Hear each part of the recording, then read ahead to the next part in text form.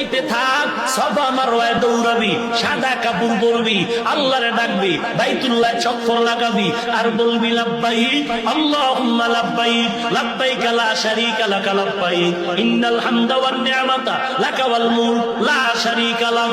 ও মালিক, তোমার গোলাম তোমার দরজায় হাজির। দেখো সাদা কাপড় পরে ফেলছি, কবরের সূরা দইরা ফালাইছি।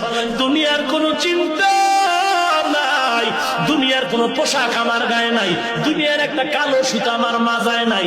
ও মাওলা, আমি তোমার পাগল হইয়া সাদা কাপড় পরে এখন ঘুরতেছি।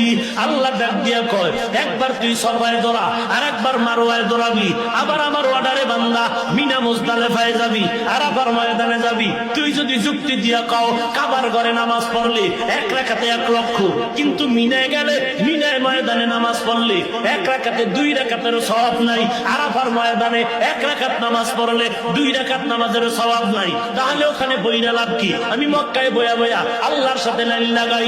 আল্লাহ বলে চালাকি করলে হবে না। ওরে